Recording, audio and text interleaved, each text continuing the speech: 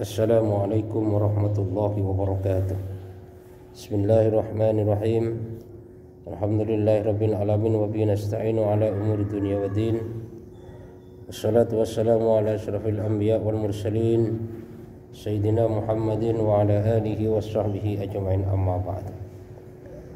Jadi di sini kami mau menceritakan atau mau mengulas tentang siapakah sebenarnya jamaah tabligh itu. Jamaah tabligh adalah sekumpulan manusia yang bergerak untuk menyampaikan agama kepada seluruh alam. Di mana kata-kata nama jamaah tabligh pada dasarnya itu bukan nama yang sebenarnya. Karena di setiap daerah itu punya nama yang berbeda-beda.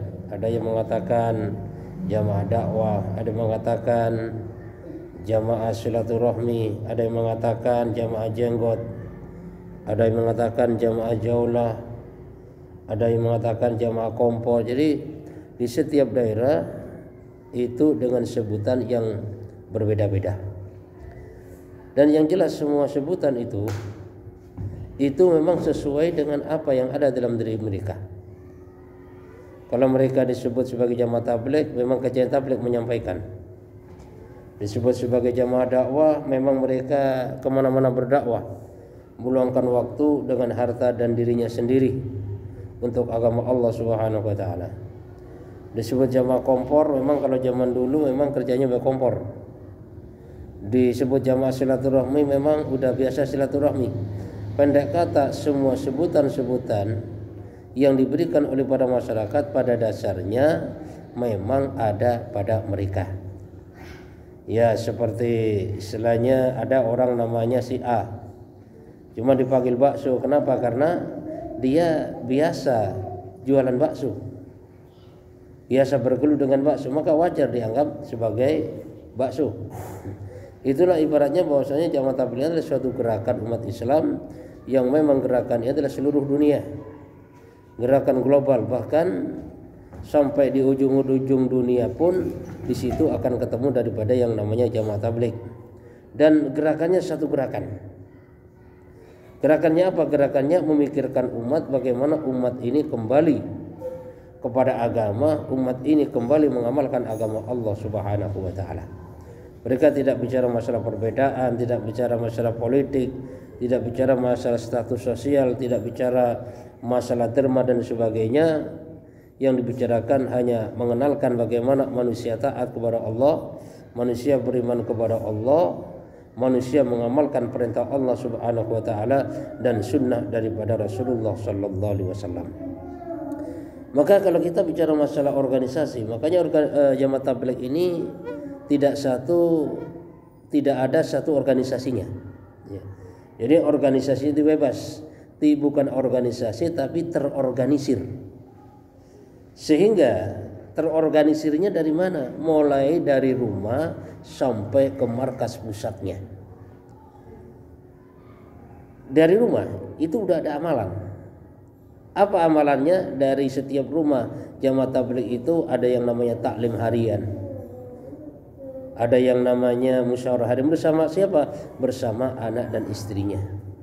Agar supaya apa? Agar supaya anak dan istrinya ini kenal kepada Allah, agar supaya anak istrinya ini juga sama-sama mudah melaksanakan perintah Allah Subhanahu wa taala. Setelah taklim harian, ya, yang dipakai apa? Yang dipakai ini ya biasanya fadilah amal dan ada juga muntakhab hadis. Kenapa menggunakan fadilah amal? Karena manusia ini condongnya kepada keuntungan-keuntungan. Jadi fadilah amal ini bukan kitab rujukan, tapi yang memang yang dibaca untuk membangkitkan semangat-semangat di dalam beramal. Kemudian setelah dari rumah nanti bersambungnya ke masjid sendiri atau disebut dengan muhalah. Di mana di masjid sendiri ini, ya, jamaah tabligh itu menghidupkan amalan masjid.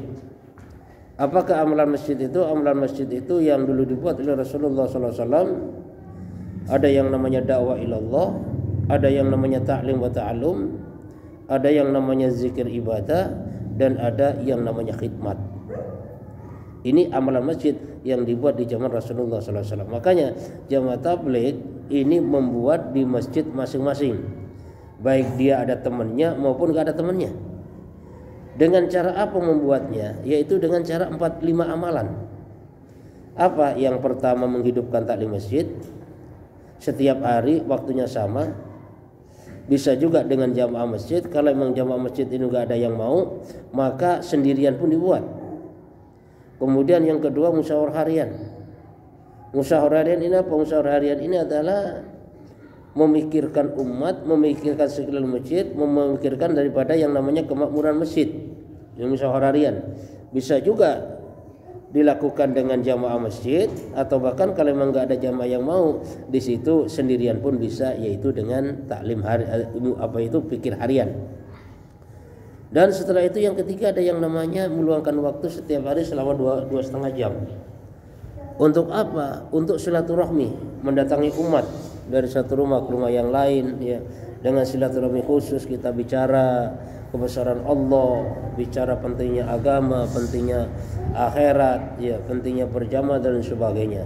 Dan nanti intinya bagaimana setiap orang yang datang di taskil atau diajak untuk bisa meluangkan waktu untuk khuruj, ya, untuk keluar bersama jamaah tabligh. Dan yang keempat ada juga yang namanya amalan mingguan. Di sini ada yang namanya jaulah satu. Ya, jaulah satu ini adalah keliling-keliling secara umum dari satu rumah ke rumah yang lain. Bagaimana mengundang manusia untuk datang ke masjid, ya, mendengarkan pembicaraan iman amal soleh. Dan setelah itu bagaimana sama-sama diajak fikir agama, usaha agama, dan dibersihkan waktu. Kapan sekiranya kesiapan untuk ikut keluar di jalan Allah Subhanahu wa taala. Ya, dan selanjutnya ada jaulah dua. Jaulah dua itu dilakukan juga setiap minggu, silaturahmi kepada musola atau masjid tetangga. Di situ yaitu kita buat program. Kemudian yang kelima, meluangkan waktu setiap bulan selama 3 hari. Ya. Ini. Terus selanjutnya setelah daripada masjid sendiri ini sambungnya kemana? Ke masjid halakoh. Ya. Masjid halakoh itu kalau di Jakarta itu sekarang terjadi adalah per kecamatan. Ya. Setiap kecamatan itu ada yang namanya pusat jamaah tabligh di halakoh. Dari halakoh itu tiap minggu diadakan musyawarah. Jadi setiap masjid-masjid sekecamatan itu datang. Ya. Di situ mendengarkan daripada laporan dari mana? Yang jelas laporan dari markas. Markas mana? Kalau di Jakarta markasnya Kebonjeruk. Maka yang ada di Kebonjeruk dilaporkan bahwasanya saat ini ada jamaah yang sedang bergerak dari Amerika 3 jamaah, dari Arab Saudi 5 jamaah, dari Australia 3 jamaah, ada juga jamaah surat suami istri yang sedang ke Kolombia misalnya kan. Begitu juga yang takazakan ditawarkan untuk bentuk jamaah ke Sri Lanka, ke India, ke Pakistan, atau bahkan ke Inggris, ke Maroko, ke Laos dan sebagainya. Itu semuanya yaitu ditawarkan di halakoh, ya, diceritakan bahwasanya itu semuanya kabar daripada musyawarah di masjid pusat atau yang disebut di Kebonjeruk.